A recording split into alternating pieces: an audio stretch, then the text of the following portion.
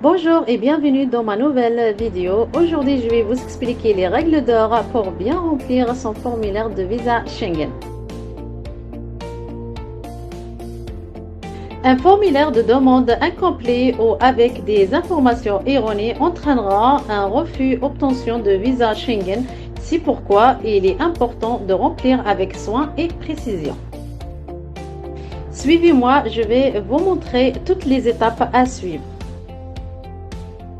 Étape 1. Vérifiez toujours que vous remplissez la dernière version de formulaire et non une version obsolète qui entraînera automatiquement un rejet de votre demande par les autorités. Lorsque c'est possible, préférez saisir les informations en ligne avant d'imprimer le formulaire et le signer. Si vous avez choisi de renseigner les informations de manière manuscrite, veillez à soigner votre écriture et à choisir une encre noire. Ne laissez aucune case vide, mais si certaines rubriques ne vous concernent pas, inscrivez la mention N/A. N'inscrivez rien dans la colonne partie réservée à l'administration.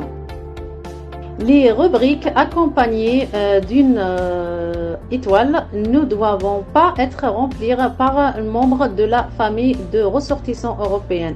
Ils doivent présenter les documents prouvant ce lien de parenté, par exemple conjoint, enfant ou ascendant dépendant, et remplir les cases numéro 34 et 35.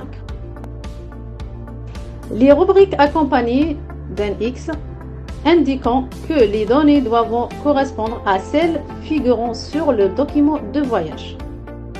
Lorsque vous indiquez votre numéro de téléphone, incluez toujours le code indicatif de votre pays, par exemple 213. Ne remplissez pas les cases avec le symbole d'une couche /, mais avec une croix X. Certains consulats pourront exiger 2 copies de ce formulaire. N'oubliez surtout pas de signer les 2 exemplaires. Donnez des réponses qui correspondent à la vérité, ne mentez pas. Une fois rempli, pensez à faire une copie de ce formulaire pour vous. Lors de rendez-vous qui rend toujours un peu nerveux, vous pouvez ainsi vous remémorer les réponses que vous avez inscrites. Je vais attirer votre attention à un truc important. Tout en bas de formulaire, n'oubliez surtout pas d'indiquer le lieu et la date du jour où vous remplissez le formulaire, même si cette date est différente au jour où vous vous présentez au service de visa. Pensez à signer votre formulaire. Il doit être entièrement complété et signé par la personne qui fait la demande de visa. Le jour de votre rendez-vous, vous devez vous présenter obligatoirement avec votre formulaire CERFA en version papier définitive.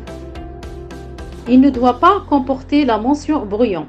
Cela signifie que votre demande n'a pas finalisé sur France Visa et qu'elle sera donc refusée le jour de dépôt. Je vous invite à télécharger la nouvelle version de CERFA et partager la vidéo. Et à très bientôt pour une nouvelle vidéo.